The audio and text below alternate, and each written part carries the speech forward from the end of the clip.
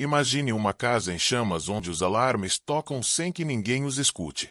O fogo se alastra silenciosamente. E aos poucos, as paredes começam a rachar. Essa imagem pode parecer dramática, mas é exatamente o que acontece dentro de muitas mulheres que carregam sua dor em silêncio. Quando a alma grita e ninguém ouve, o corpo se torna o palco inevitável dessa história não contada. Enxaquecas que insistem em voltar, noites intermináveis de insônia, fadiga que não se explica nos exames, dores espalhadas pelo corpo como segredos escondidos. O corpo fala quando a alma não encontra mais espaço para ser ouvida. Viktor Frankl dizia que muitas vezes o sintoma físico é apenas o eco de um vazio espiritual. Não se trata apenas de um órgão doente, mas de um sentido que não foi encontrado, de um chamado que foi abafado. Carl Jung nos lembrava de outra verdade inquietante. Tudo aquilo que não chega à consciência retorna como destino. Quando negamos, reprimimos ou escondemos nossas emoções, elas não desaparecem. Elas encontram outro caminho, e muitas vezes esse caminho é o corpo. É como se cada célula se tornasse um mensageiro do inconsciente, trazendo à superfície o que a boca se calou em dizer. Quantas vezes você se sentiu assim? Presa dentro de uma rotina que exige de você força, disponibilidade, cuidado com todos, mas raramente alguém para lhe acolher? Quantas vezes engoliu palavras para não magoar? Sufocou um grito para manter a paz, aceitou mais uma tarefa quando seu corpo já pedia descanso. Esse silêncio imposto, ou escolhido por sobrevivência, não desaparece no ar. Ele se acumula. E onde há acúmulo, há pressão. O corpo se torna então o alarme da alma, como um templo antigo que começa a trincar suas paredes porque dentro dele há algo queimando. Mas a pergunta que precisamos nos fazer é dura e ao mesmo tempo libertadora. Será que o que chamamos de doença é apenas falha biológica? Ou será também a linguagem mais honesta da alma, pedindo que finalmente a escutemos? Talvez aquela dor nas costas carregue mais do que tensão física. Talvez seja o peso de uma vida inteira carregando responsabilidades sem apoio. Talvez aquela insônia persistente não seja apenas falta de sono, mas a alma inquieta lembrando que algo em sua vida pede mudança. Talvez aquela fadiga não seja falta de energia, mas excesso de energia aprisionada em tarefas sem propósito. Você já percebeu que o corpo não consegue mentir? Ele não inventa histórias para agradar, não disfarça intenções. Ele revela. Revela quando a alma está sufocada. Revela quando você não está vivendo em sintonia com sua verdade. Revela quando está tentando ser tudo para todos, mas esquecendo de ser inteira para si mesma. E o mais impressionante é que, mesmo quando dói, essa revelação pode ser vista como uma forma de cuidado. O corpo não nos trai. Ele nos protege. Ele grita quando a alma já não consegue mais falar. Essa introdução não é um alerta de medo, mas um convite à escuta. Escutar não apenas seus sintomas, mas a história que eles carregam. Escutar não apenas a dor, mas a verdade oculta que pulsa por trás dela. Escutar não apenas o grito da alma, mas também o silêncio que se seguiu quando ninguém a ouviu. Aqui, nesse espaço, você não precisa provar nada, não precisa justificar suas dores, não precisa se explicar. Aqui, sua dor é vista. Sua luta silenciosa é reconhecida. Seu corpo não é um inimigo, mas um mensageiro fiel que pede apenas que você volte o olhar para dentro. E talvez a pergunta que ecoe ao final desta introdução seja simples e ao mesmo tempo radical. Se o seu corpo está tentando falar por meio de sua dor, você estaria disposta a escutá-lo com a mesma atenção com que tantas vezes escutou os outros? Há dores que não nascem de acidentes ou diagnósticos médicos claros. São dores que brotam lentamente, como raízes escondidas no subsolo, alimentadas por tudo aquilo que ficou preso na garganta, guardado no peito, engolido em silêncio. Cada palavra não dita, cada desejo sufocado, cada emoção negada se acumula no corpo como um peso invisível. É como se a alma, sem encontrar um canal para se expressar, recorresse ao corpo como último recurso. A ciência tem confirmado aquilo que a experiência humana já intuía. Emoções reprimidas não desaparecem, elas se transformam em tensão crônica, em excesso de hormônios de estresse circulando na corrente sanguínea, em um sistema imunológico que perde sua força. O corpo carrega o fardo do silêncio, E esse fardo muitas vezes se manifesta em doenças autoimunes, em cansaço que não encontra repouso, em dores sem causa aparente. É o corpo se tornando o arquivo de tudo o que não pôde ser expresso. Quantas mulheres, após atravessar um divórcio, a perda de alguém querido ou anos de um casamento solitário, descobriram em si sintomas estranhos, inexplicáveis, que nenhum exame consegue traduzir completamente. Essas dores são, muitas vezes, testemunhas silenciosas de histórias de amor negado, de frustrações escondidas, de limites que nunca foram respeitados. Não é fraqueza, não é exagero. É a linguagem secreta do corpo traduzindo o que a boca não pôde dizer. E nesse cenário, a escrita pode se tornar um refúgio discreto, quase sagrado. Colocar no papel uma frase guardada por anos, escrever o que não se teve coragem de dizer em voz alta, pode libertar um peso que o corpo já não precisa carregar sozinho. Não é preciso mostrar a ninguém, não é preciso justificar nada. É apenas um gesto íntimo, um encontro entre você e sua própria verdade, onde cada palavra escrita é um fio que alivia a tensão acumulada. O peso do não dito, quando transformado em expressão, não desaparece de imediato, mas começa a se mover. E quando algo começa a se mover dentro de nós, o corpo também encontra espaço para respirar. Talvez seja esse o início de uma cura silenciosa, dar voz ao que sempre foi calado, para que o corpo não precise mais gritar em nosso lugar. Existe uma crença que atravessa gerações, a de que ser forte significa não se queixar, não pedir ajuda, não demonstrar dor. Muitas mulheres carregam esse ideal como uma coroa invisível, acreditando que apenas suportando tudo em silêncio serão dignas de respeito ou reconhecimento. Mas essa força rígida, inabalável aos olhos dos outros, muitas vezes é construída às custas de um enorme desgaste interior. O corpo, submetido à exigência de nunca fraquejar, acaba pagando o preço. Alfred Adler nos lembrava que, por trás de muitas atitudes de autocontrole e resistência exagerada, há um complexo de inferioridade oculto. Quando a pessoa sente que não é suficiente, compensa tentando mostrar força em excesso. Essa força, no entanto, não nasce da serenidade, mas do medo de revelar fragilidade. É como erguer uma muralha para proteger um território, mas descobrir que dentro dela não há espaço para respirar. O corpo, sufocado nesse ambiente de autocontenção, começa a rachar. O silêncio que se veste de nobreza pode esconder uma face sombria.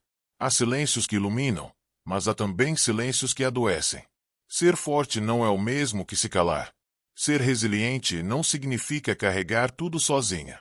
E, no entanto, quantas vezes confundimos dignidade com solidão forçada? Quantas vezes acreditamos que a única forma de sermos amadas ou respeitadas é suportar sem reclamar? O corpo conhece essa mentira e não a sustenta por muito tempo. Pense em um lago que à superfície parece tranquilo, sereno, quase perfeito. Quem olha de fora vê apenas beleza e calma. Mas debaixo da superfície, as pressões subterrâneas se acumulam, correntes ocultas se agitam, até que a água não consegue mais conter a força que cresce dentro dela. Assim também é a vida de quem se cala para ser forte. O corpo parece estável, até que um dia rompe, revelando no adoecimento tudo o que foi reprimido.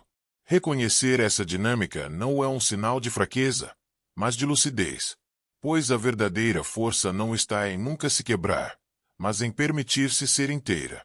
E inteireza inclui vulnerabilidade, inclui cansaço, inclui o direito de dizer que dói. A alma não se fortalece através da repressão, mas através da verdade. E quando essa verdade encontra espaço, o corpo deixa de ser o porta-voz daquilo que foi sufocado. Há momentos em que o corpo parece falar uma língua misteriosa. Dores recorrentes, fadiga persistente, tensões que se repetem como se tivessem vontade própria. Não é apenas biologia. Não é apenas desgaste físico. Muitas vezes, são mensagens codificadas da alma. O corpo se torna um oráculo silencioso, traduzindo em sintomas aquilo que não foi escutado no plano mais profundo. Quando há incoerência entre o que pensamos, o que sentimos e o que fazemos, essa dissonância encontra um canal inevitável: o corpo. A vida pede alinhamento, mas quando seguimos em rotas que traem nossa verdade, o corpo denuncia. Ele não suporta por muito tempo viver em contradição. Se a mente diz, Está tudo bem enquanto o coração sangra em silêncio, o corpo revela a ferida oculta. Se a rotina se enche de tarefas sem propósito, o corpo se desgasta não por falta de energia, mas pelo excesso de energia presa em algo que não alimenta a alma. A fadiga, nesse sentido, pode ser um oráculo. Não apenas um sinal de fraqueza física, mas um pedido de realinhamento. Um convite para perguntar: em que parte da minha vida estou desperdiçando minha energia vital? O corpo não mente. Ele mostra, através de suas dores e limites, os lugares onde a alma foi ignorada. Cada sintoma pode ser uma carta enviada por dentro, esperando que alguém finalmente a leia. Essa leitura não exige pressa nem dramatização. Exige presença. Uma presença que escuta o próprio corpo não como inimigo, mas como mensageiro. Perguntar-se diante de uma dor recorrente: o que minha alma está tentando me dizer através disso? Pode abrir clareiras inesperadas de compreensão. Não é buscar respostas imediatas, mas iniciar um diálogo íntimo com o próprio ser. Há algo de sagrado nessa escuta. Pois quando o corpo fala, ele não está nos punindo, mas protegendo. Está lembrando que a vida não pode ser vivida apenas pela metade, que o espírito não pode ser silenciado sem consequências. O corpo, como oráculo espiritual, nos ensina que cada limite físico pode ser também um convite à transformação interior. E quando nos abrimos a essa linguagem, descobrimos que até a dor pode conter uma sabedoria oculta. Vivemos em um tempo em que a pressa se tornou um hábito invisível, quase uma segunda pele. Há sempre algo a ser feito, algo a ser resolvido, algo a ser controlado. Muitas mulheres atravessam os dias carregando listas intermináveis de responsabilidades, acreditando que só estarão seguras se mantiverem tudo sob seu domínio. Essa urgência permanente cria uma vibração de escassez, como se nunca fosse suficiente, como se a vida estivesse sempre atrasada. O corpo, pressionado por esse ritmo, não demora a traduzir esse excesso em sintomas.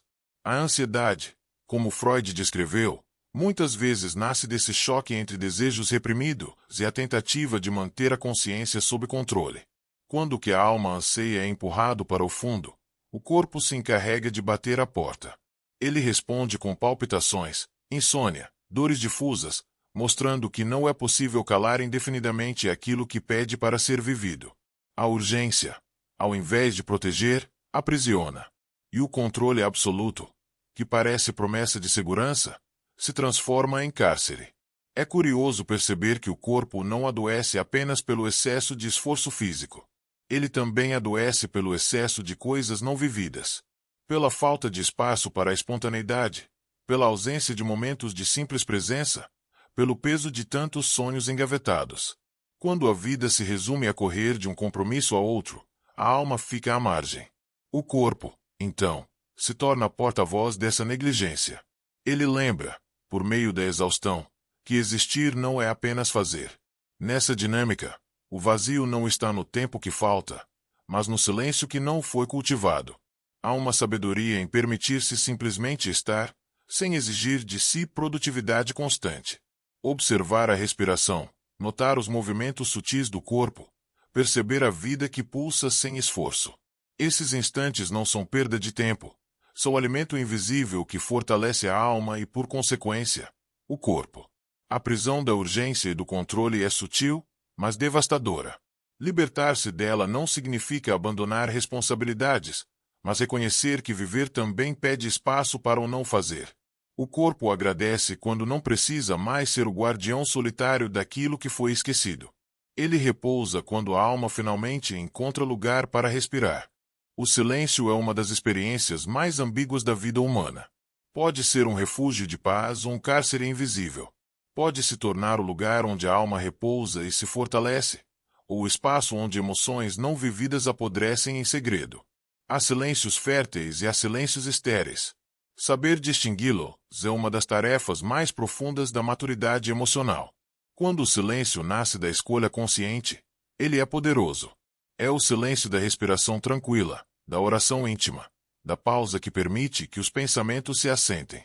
Esse silêncio nutre, organiza, oferece clareza.